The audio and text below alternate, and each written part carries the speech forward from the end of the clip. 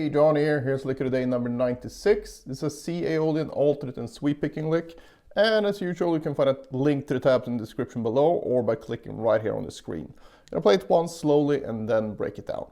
Start on the 6th fret of the low E string.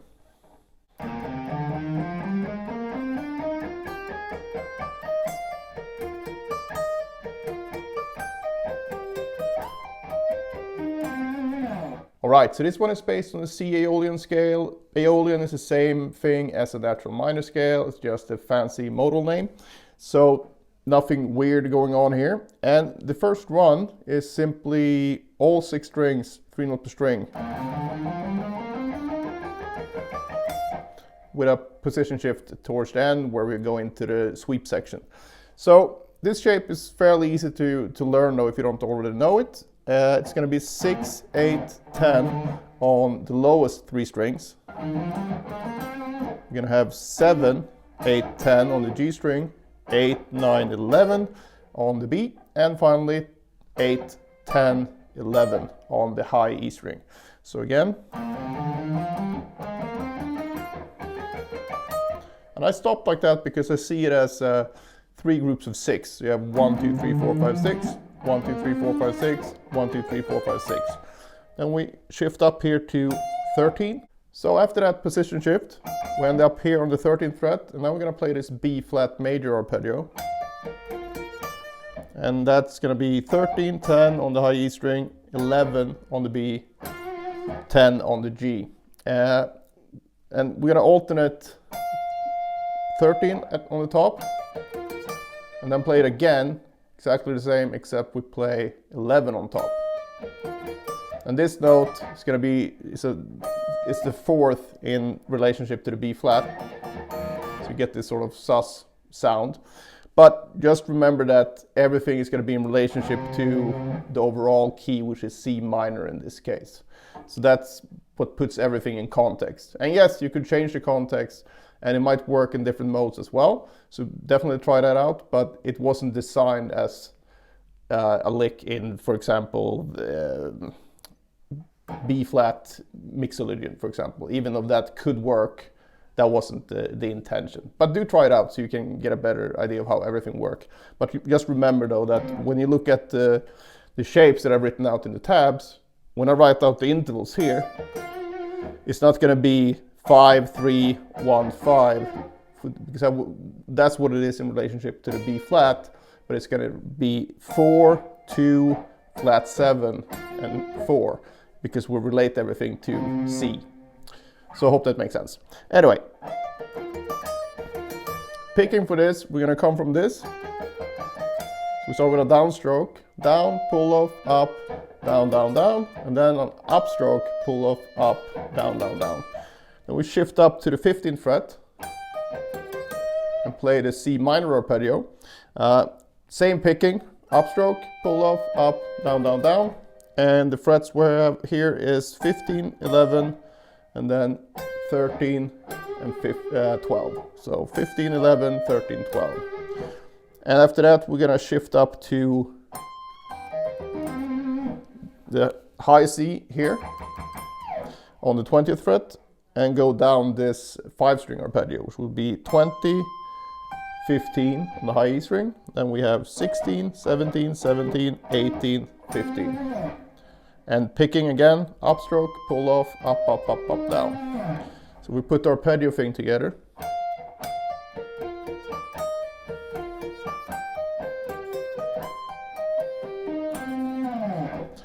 And if we play the entire thing from the beginning.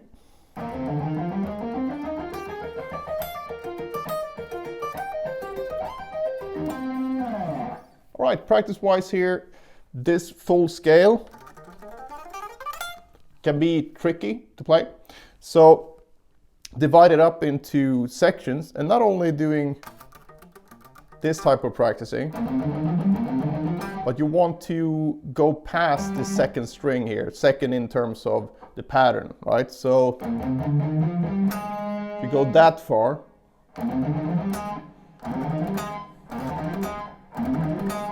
then you're gonna find that you're way better off when you try to play this next group of 6. Then you do the same thing there. and then finally. So of course, if you have trouble with simply playing that, you need to work on that as well. But I see a lot of people having trouble with this initial crossing. And I did as well, but I practiced this kind of stuff so I could actually do it. So if you break it down like that, I think you'll find that it's way easier to sort of look at your hands and see what's going wrong here. So make sure that you practice across the sort of 2-string boundary. And when it comes to arpeggios, these are really easy to repeat. This one though can actually be quite tricky because it's only 2 fingers. It's quite busy compared to this one, right?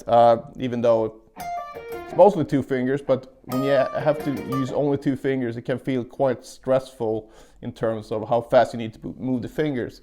And a really good thing to do when you have that is to use what I call finger choreography, which is basically you prepare the next finger. For every note you play, you try to make sure that the very next note is going to be prepared.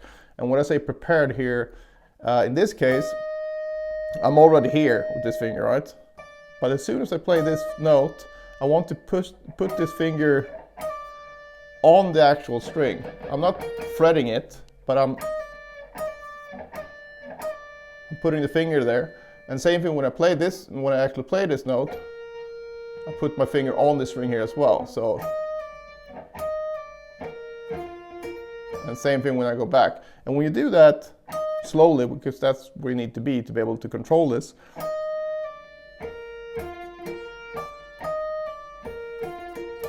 it's way easier when you start speeding it up. Because now you actually have more time to move your fingers. Because if you sit like this and sort of just practice slowly or slow-ish and just let the fingers do whatever, you can end up doing this, where you do that and then you play this note and you just wait with this finger, and then you have to move super fast to get back, and then you have to. The same thing happens when you're on the ascending part as well. So by doing this preparation when you practice, you're way more likely to get it right.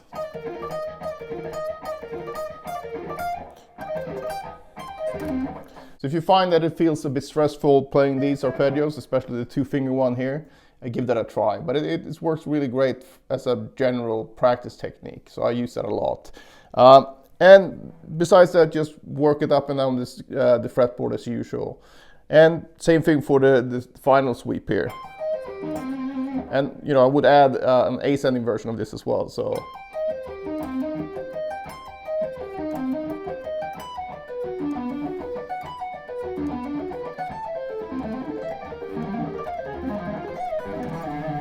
And don't do that necessarily, but move it around in half steps. So.